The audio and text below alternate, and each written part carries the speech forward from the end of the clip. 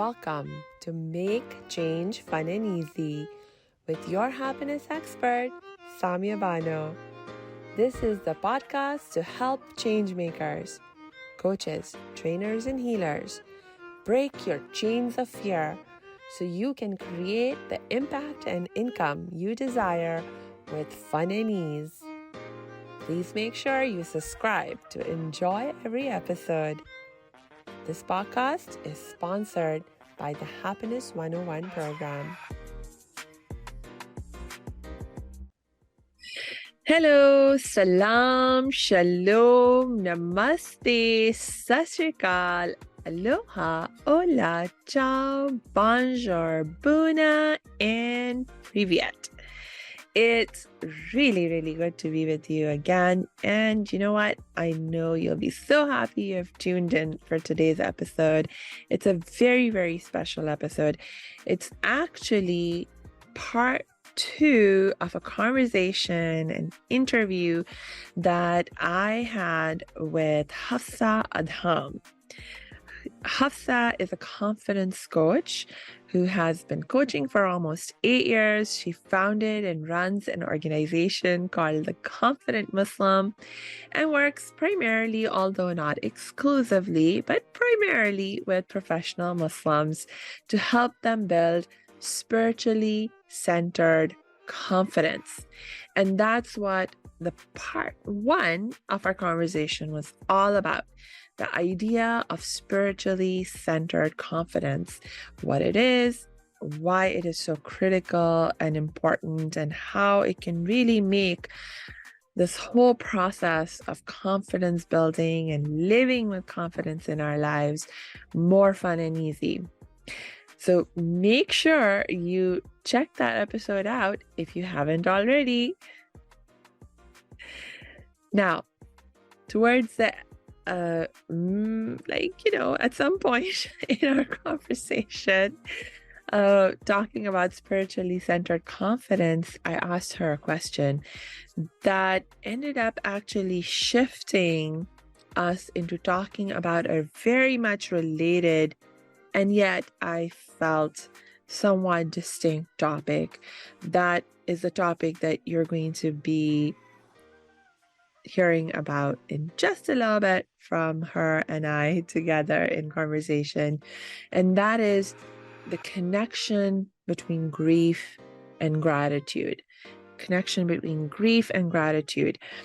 And how that came about is that we were talking about spiritually centered confidence, and I asked her about, well, what happens to our spiritually centered confidence when we experience something in our lives, for example, a trauma that might shake our confidence in God, that might make us question, how could a good God, a loving God, a God that's supposed to take care of me and just love me, how could a God like that a trauma or a tragedy like this happen? Because these things happen in our lives, true or true. So that's the question that I posed to her, and here is the response that Hafsah made to my question and the rest of the conversation that we had that spun off from this question, centering around grief and gratitude. So there's quite a bit to unpack there, but what I would say is, first of all, we are all on our individual journey and no one is in judgment of anyone else. And at the end of the day, we can only embrace whatever reality we feel makes sense to ourselves. So I say that my belief, and I speak on my belief, in no judgment to anyone else. It's and where I am on my journey, for me, only God knows, but everyone's at a certain stage, at a certain frame. I mean, you yourself said earlier that, when you went through your difficulties, and I'm so sorry to hear that, but when you went through your difficulties, you didn't have access to information and the resources with it that spirituality can bring, the help, the comfort, but I truly believe God gives you what you're ready for at the right time, when you're ready, and when your heart is open, and when it makes sense to you, and there's a lot of factors there that go in. So I can only speak from my perspective, and I can tell you that I don't think, if I didn't have my faith in God, I don't think I'd be able to be sat here and have this conversation with you after recent events that have happened in my life. If it was not for my faith, I don't believe I would be sane. I don't believe that I would be here. What my faith has given me in probably the biggest calamity that I feel and I pray I ever have to face, has been nothing short of life saving. And, just it's given me a way to give context to everything. So that's what I feel spirituality gives. It gives context. Without that context, I don't know what certain things would mean. So what you're referring to is early last year, I lost my husband very, very suddenly, without warning. He was healthy by all accounts. He was just going about the day as usual. I have 3 children, and we've made plans for that weekend, and God had made other plans for us, and he expressed that he wasn't feeling well, like he was having a bit of tightness in the chest, and 20 minutes later his soul had returned to his maker. And it was literally like our lives had been taken up and turned upside down. And I think the hardest part of that was that it was just so sudden and unexpected. When there's sickness, or when there's some kind of warning, then it gives you a little bit of, maybe it's just as hard. I'm sure it's hard in a different way, but there's a bit of mental preparation, a bit of emotional preparation, perhaps. I can't say because I've not been there, but I can say that having it happen so suddenly, if not for my faith, I can tell you, Samia, I would not be here today. Because I've been married for 20 years. It's a lifetime. Being married to somebody, you build your whole life, you set expectations. And this is why I say that reliance on God, that he has a better plan, and that we planned this, but God planned something else for us. And the context that comes with it is what gives us that grounding. Thank you so much for sharing that part of your life with us, Sister Hafsah. I trust that your husband is resting in peace. He's well loved and taken care of with God right now. Yes, indeed. And can you just maybe share with me a little bit more of some lessons or some steps that you can share with us right now in terms of the healing process, and we started out the conversation about talking about confidence, and I was sharing earlier, for me, the healing process and the process of regaining my sense of confidence, whether it's in myself or in my spirituality, very much connected. So I know we're not really going away from that topic, but just exploring now maybe a different facet of it. So whatever calls to you to share with us now. Hey, thanks for tuning into this episode. Hope you're getting value out of it. For your information, this episode has been sponsored by the Happiness 101 program. Are you a change maker, coach, trainer, or healer? Are chains of fear holding you back from making the impact and income you desire? Using a unique combination of positive psychology and the spiritual wisdom of our most effective change makers, the Happiness 101 program helps you break through your limiting beliefs and manifest the abundance and success you desire with fun and ease. Interested? Book a free Happiness 101 exploration call with me, your happiness expert, Samia Bano. Just use my online calendar link in the show notes. Now back to the show. Thank you. Yeah. I would say this, that I feel like God prepared me for this moment in many ways.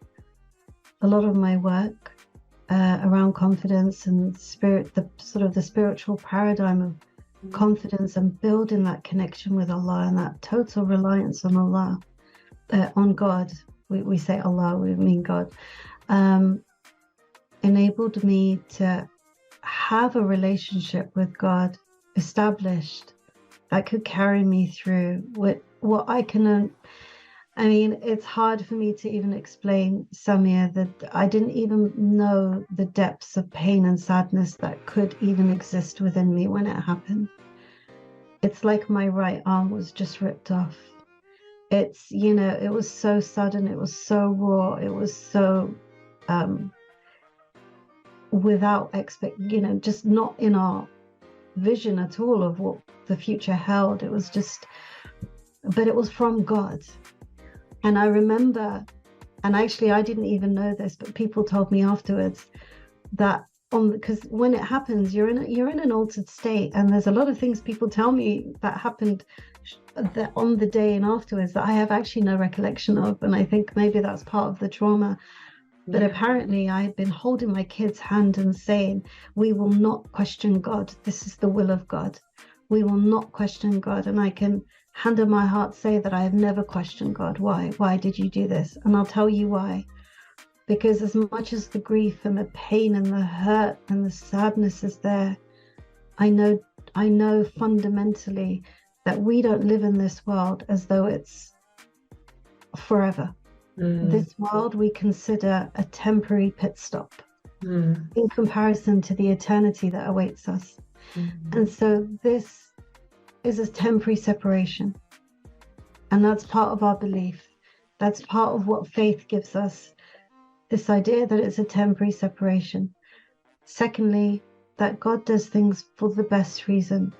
And what gives me a lot of comfort is thinking that, God willing, my husband's in the best place and he's free from the burdens and the stress of this world.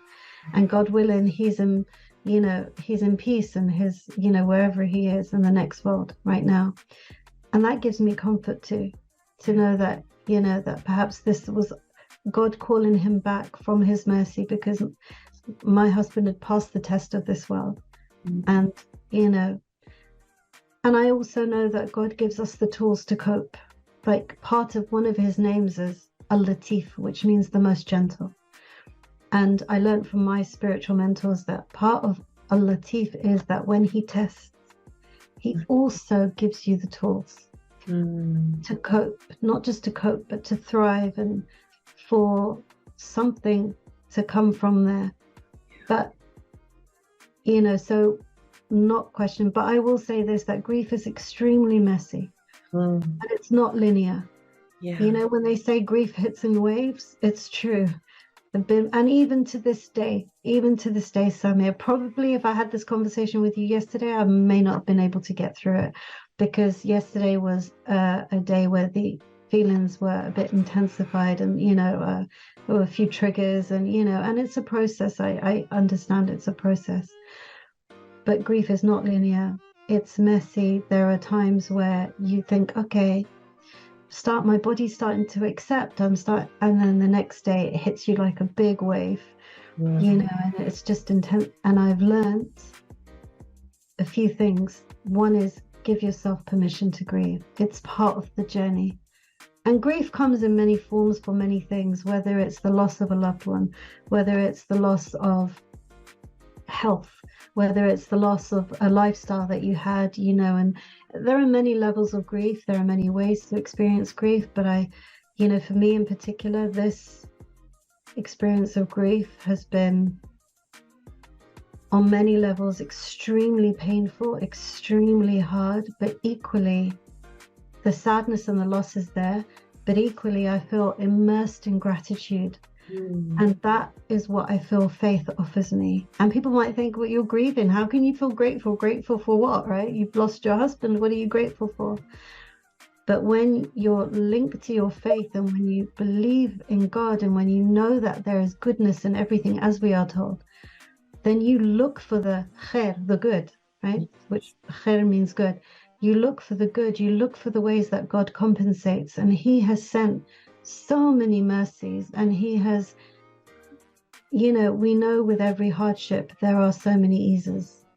And if we stay connected to looking for that, it's not mutually exclusive. It's not that you just say, well, I'm grateful and, you know, and that's it, because that's a bit of what some call spiritual bypassing, meaning that we just say, I'm just going to say I'm grateful. I'm just going to believe in God.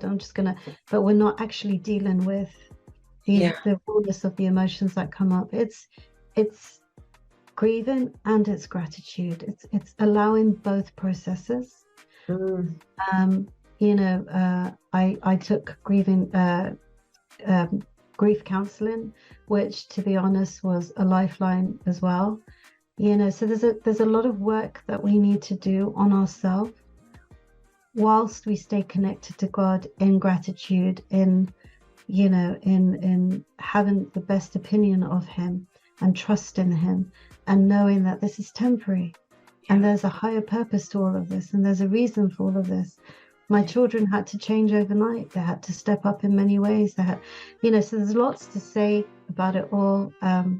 There's a lot of comfort in our Quran, in our prophetic tradition as well. Oh, thank you again for sharing that. And you brought up like so many, like really deep bits of wisdom to follow up on. I think for me, one of the points that I would love to highlight and sort of talk a little bit more about is this idea of the grief coming in waves. Because I know, like in a different context, like when you have any kind of trauma that you're dealing with,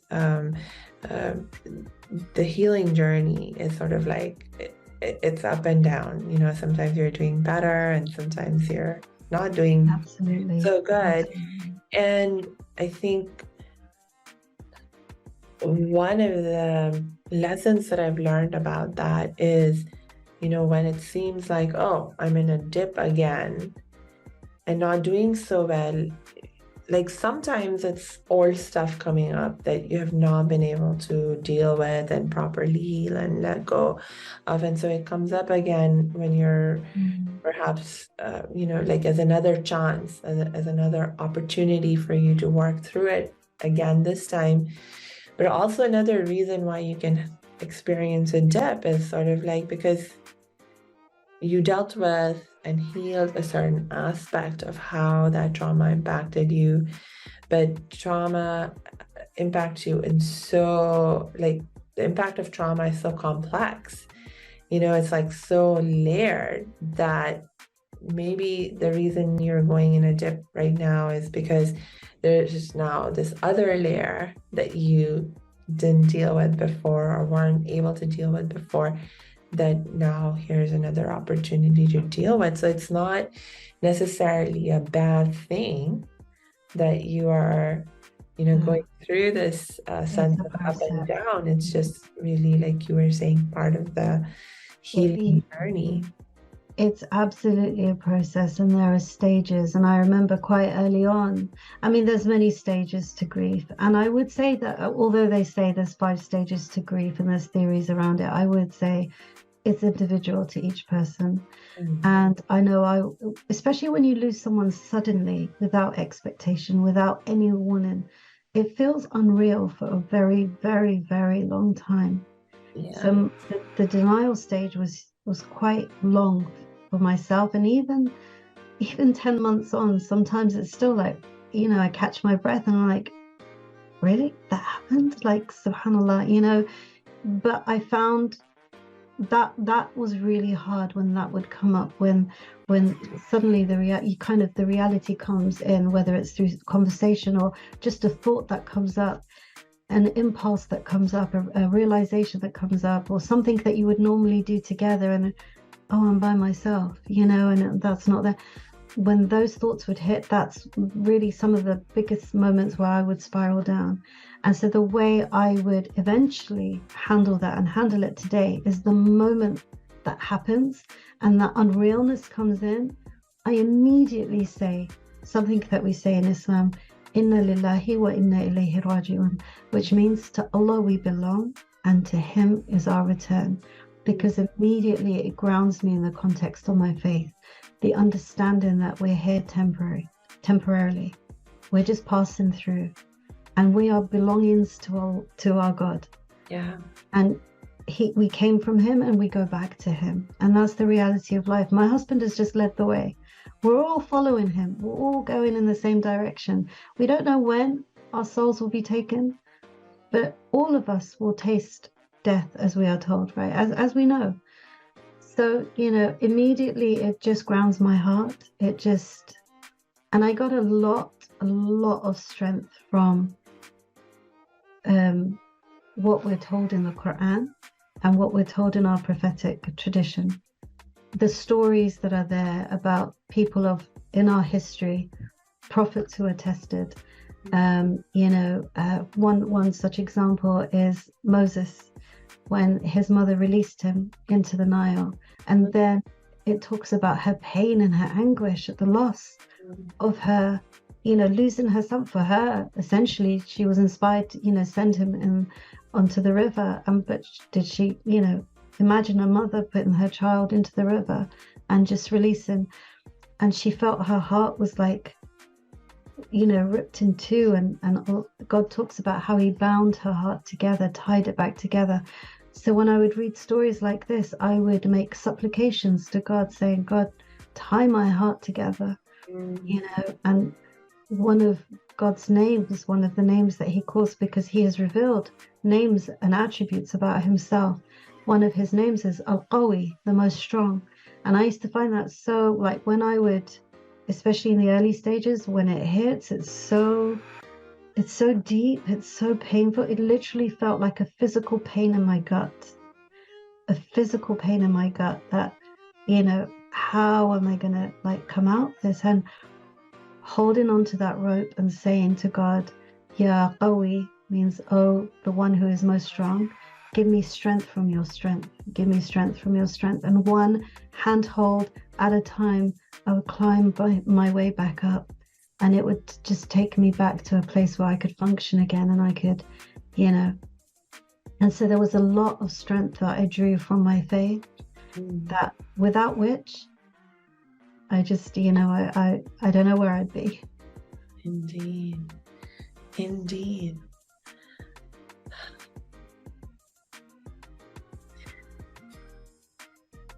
Yeah. I mean, for sure, I agree with you that the way we experience grief, the way we go through our healing journey, there are some aspects to it that are very individual to us, because we are different people, and so we respond in different ways, and yet there are certain things that, just because we are human, that we share. So certain, like this beautiful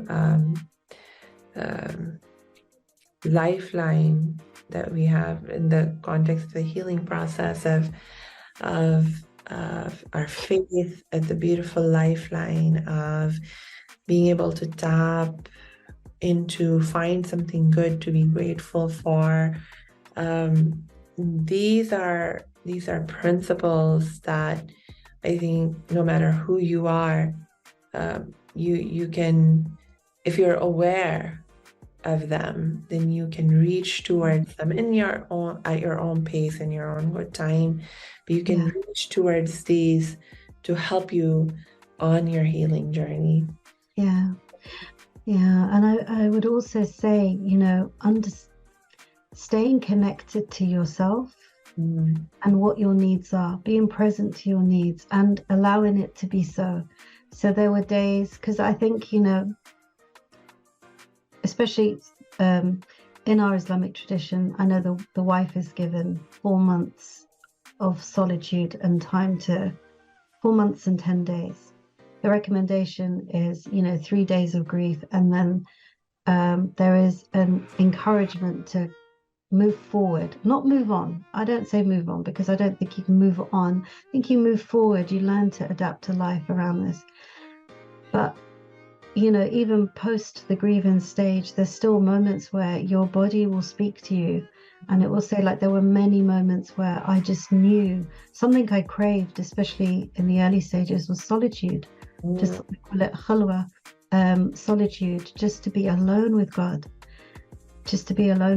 And just, and I didn't have it actually in the first month, because I have an incredible, mashallah, community and people, and that helped. Definitely that helped, because it gave supportive, structures for the kids and sort of support for myself. But at some point it just became too much, and it felt overwhelming. Anxiety started kicking in, and then I knew I have to give myself some time out, and I did that, and that's what my body needed. And there are some days where you have proactivity, and then you have that big dip, and on those days I just give myself permission to be with the down feelings, and just, if I need to take the day off, if I need to go out for a big long walk, meet with someone, just give myself what it needs to refresh, to recharge, to rejuvenate, to just, whatever it needs, to console, to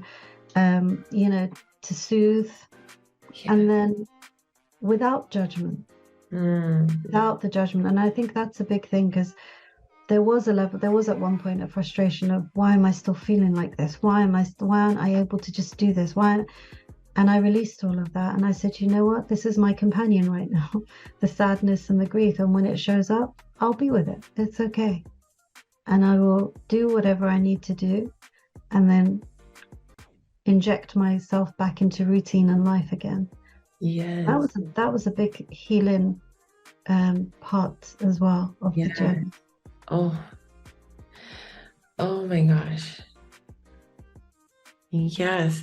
It's like, I think that's one of actually the most important things for us to understand about our feelings and why we have them, is that whatever feeling we're having, and in this context we're talking about the harder feelings that we can have, but really, the way I see it, their role is to actually be alerting us to the fact that there's something that we're needing and we're not receiving that. And so then the feeling comes up to be like a warning bell, as it were, to let us know, hey, there's something you're needing and you don't have it yet.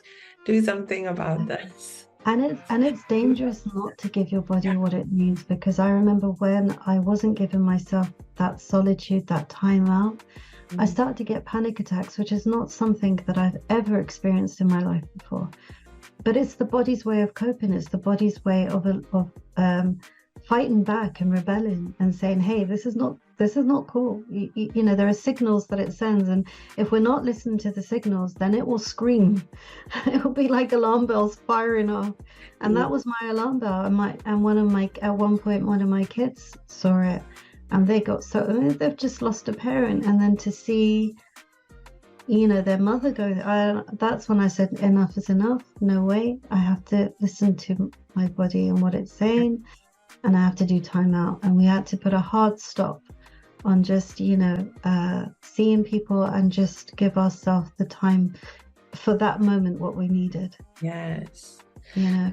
Yes. And that it can be tricky sometimes for us to recognize what it is that we're really needing, because there's a lot of times, conventional wisdom that, or people, they're coming from a really good place to try and help you, and they are trying to help you from the best they can from their perspective, from their knowledge.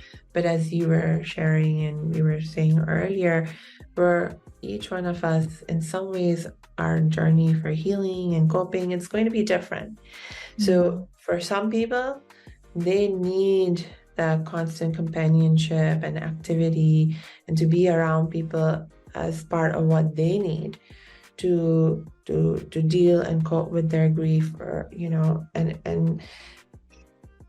and probably all of us need it for some period of time, but there's some of us for sure who also need that time of solitude as part of our healing and coping. And I know that has been true for me as well, that I'm the kind of person where I love and appreciate the people in my life and the support that I am able to receive from them. And usually it's not enough. I need quiet time as well. Just me and my Lord. Yeah. It takes courage, though, to do that, Samia, because the temptation is because it's painful. Yes. It's painful to sit in stillness, to be present to the emotions, to give it some airspace. We can get very used to stuffing it down and suppressing it, and then just distract ourselves. And I see this time and time with a lot of my clients. They distract themselves. They go into that numbing space because this is too hard. And that's,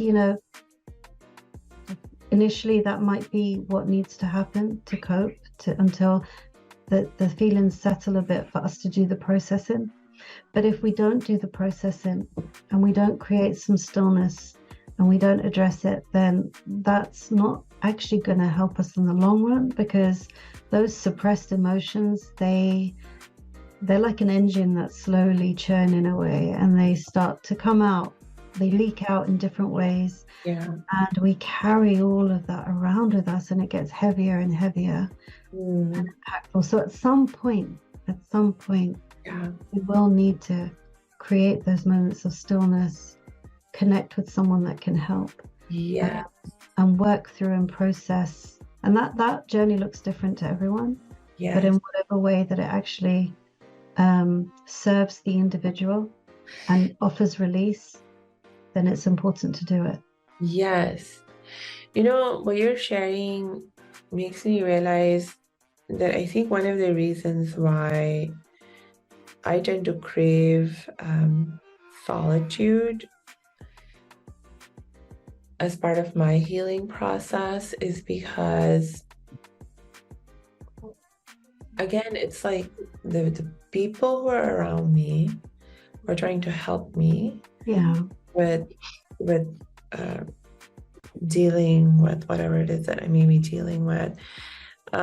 It's just that they have different ideas and they have different strategies, and just people, and I think in general, in our culture, we are taught to be always sort of in this doer mode, of you need to be doing something to solve a problem or help yourself with whatever the issue is. And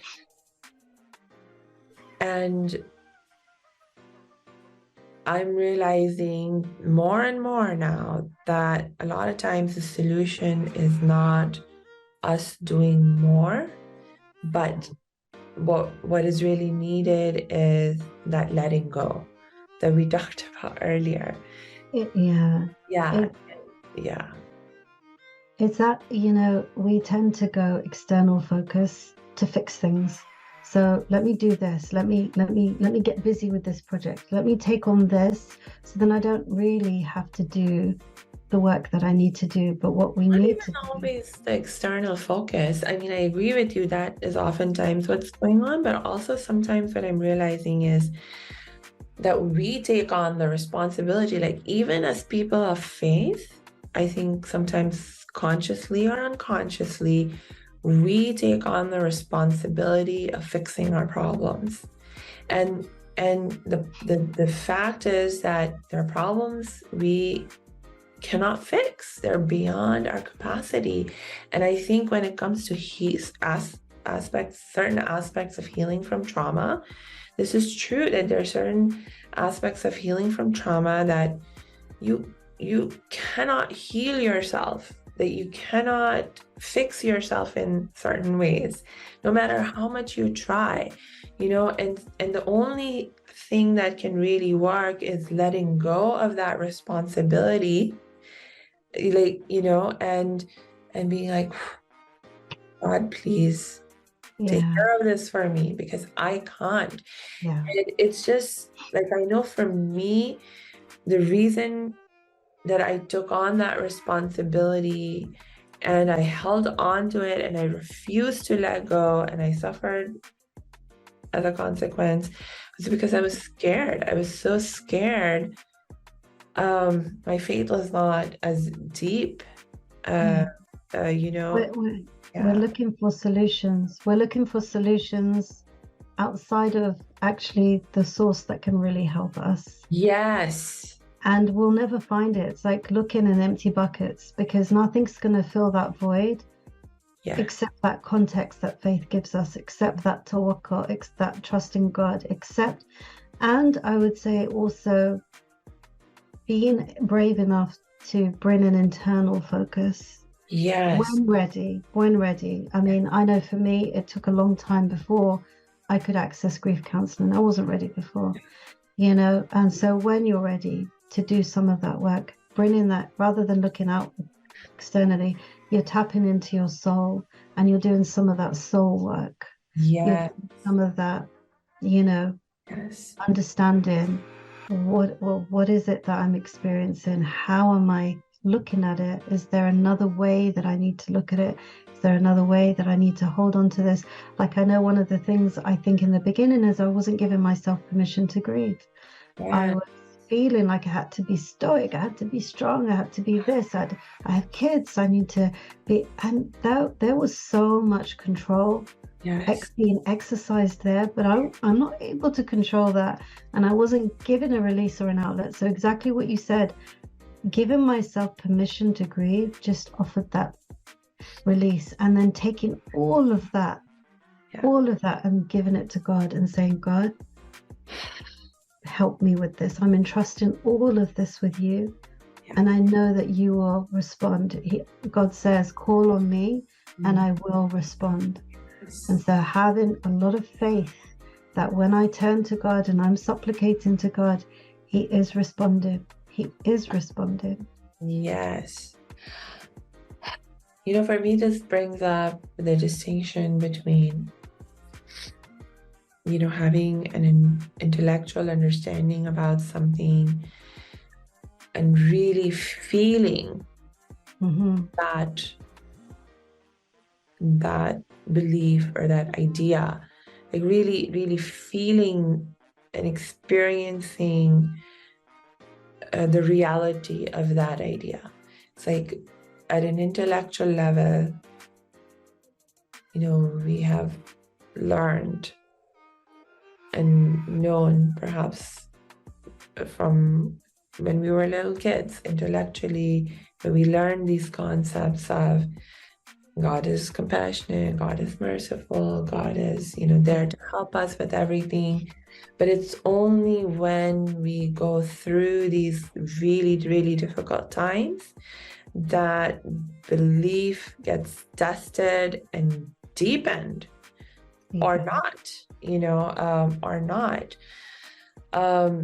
but it's like when you're in that moment of trauma, in that moment of deep grief, then, it's like intellectually you have an idea, but are you in that moment really able to feel that presence of God as the compassionate and the helper and, all of that? And yes, and sometimes we're not able to feel that right away. And I think for me, that's part of where I need the stillness before I can actually feel it. I think you've touched upon something so profound and deep and relevant, that it's the journey from here to here. When we're looking for healing and we're looking for long-term strength to move forward and that release, we intellectualize, we kind of tend to live up here, and we kind of cut off from down here. But all the emotions, all the beliefs, all the pain, all of that is locked in the body. And until we learn to drop from here to our body, and it takes courage, really it does, but it's worth the journey, because when we do and we process and we go from here to here and we allow the body to release, and every part of us, every part from the feet, to the arms, and that is a process. So people may be wondering, well, how do you do that? Yeah, it's really through stillness, faith, working with someone, learning to read the signals your body gives, getting in touch with our soul, and understanding what's my heart, what's my soul, what's my inner wisdom, what's the core of my being expressing to me, what's the wholeness of my body saying to me, not just here, because our thinking mind can take us in all different directions, really good things and not great things at all, right? And we can just go kind of crazy with our thoughts and start ruminating on things and or thinking we're okay, but actually our body is responding in very, very different ways. And that kind of disconnect creates a lot of difficulty. Yeah. Oh my gosh. I really, really deeply believe this now, that ultimately any healing we experience comes from our heart. It really does. And our mind, it's there, it's doing its best to figure things out and help us, but it's not its area of expertise. So it's just not able to help us in the best ways with the healing process. And really the best guide is our heart, and because it's our heart that connects us to, in the most direct way, to the guidance, the spiritual guidance.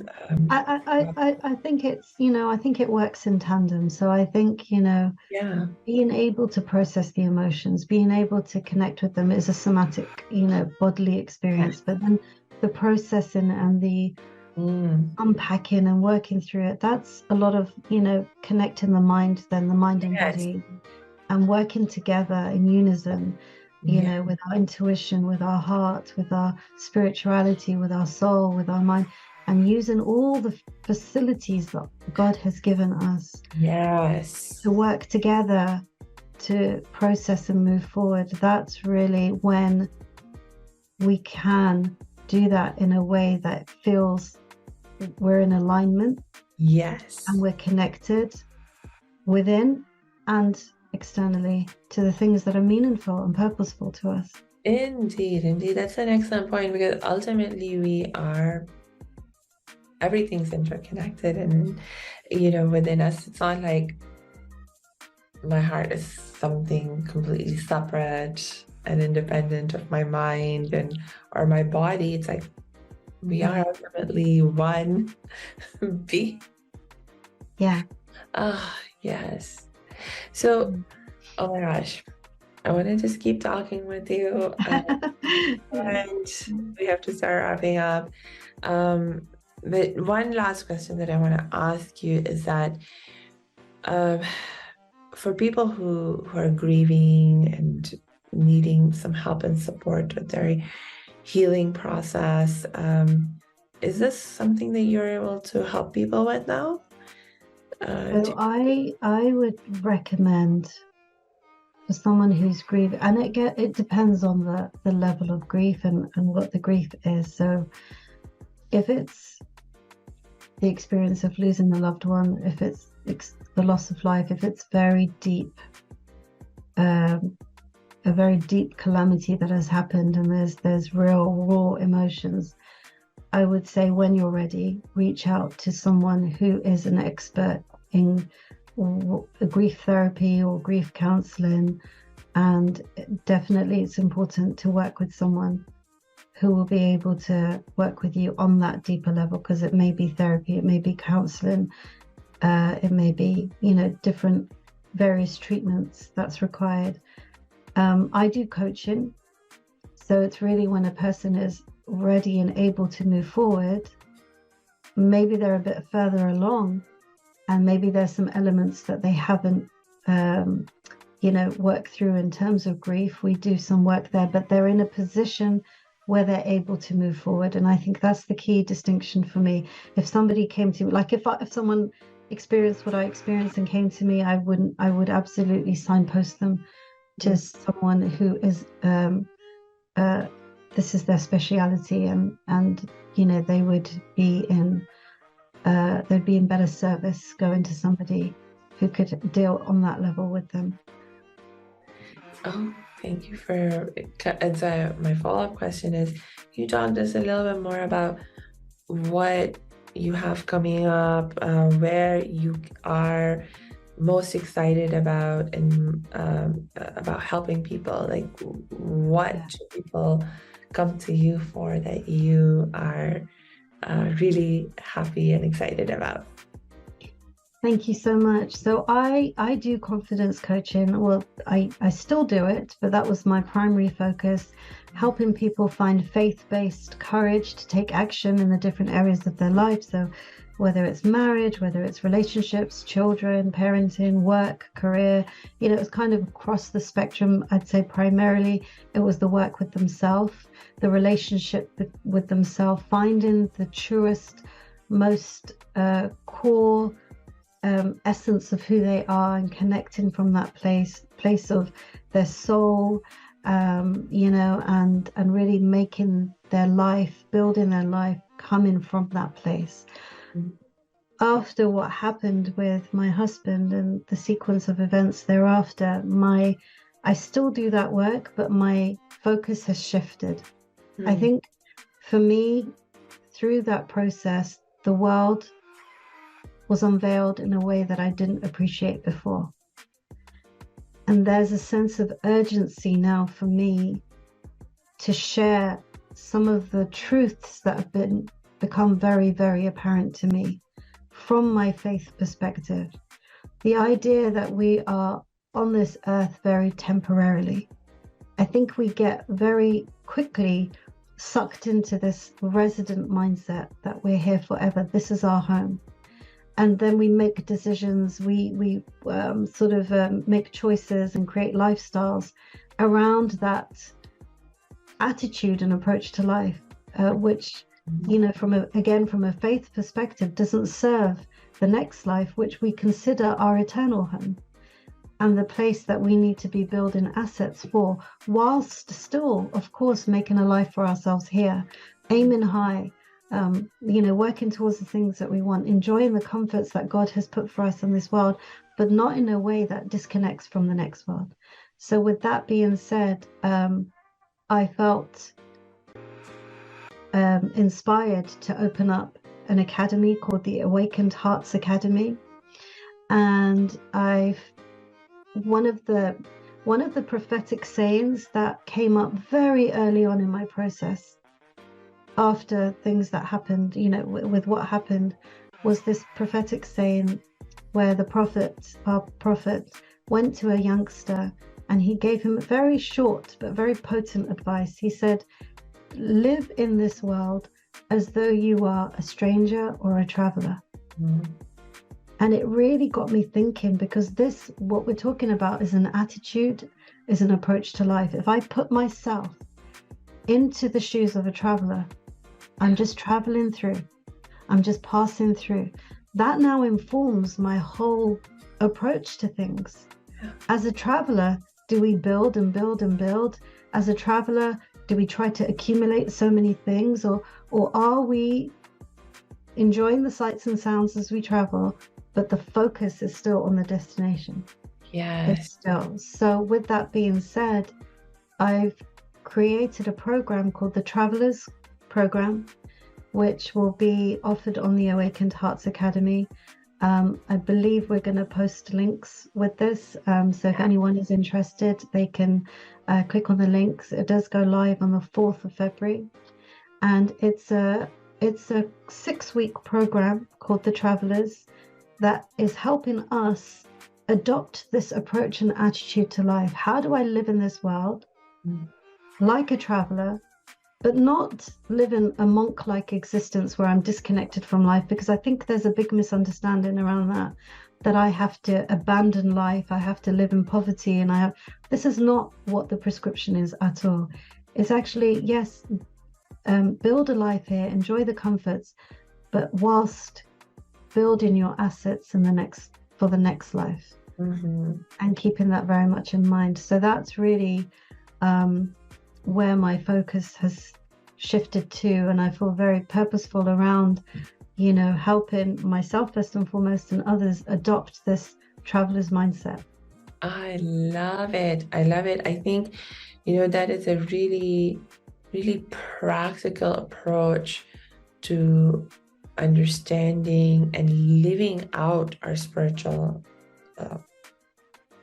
faith, and just living out our spirituality, or leading our life from that spiritual orientation. I just absolutely. It's an orientation. You said it. It's an orientation. It orients us towards God, towards the eventual home.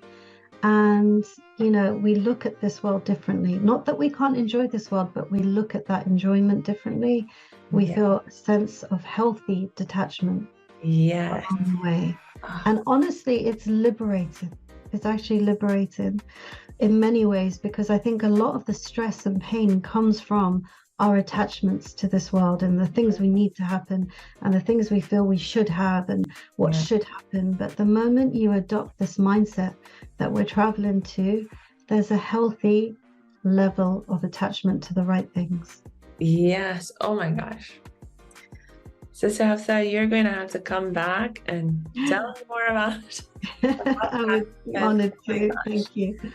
That is like a whole other, deep discussion that we can get into, and I will look forward to that. So just for right now, we are going to go ahead and wrap up. And yes, to all of our listeners, please make sure you check out the show notes so you can connect with Sister Hafsah.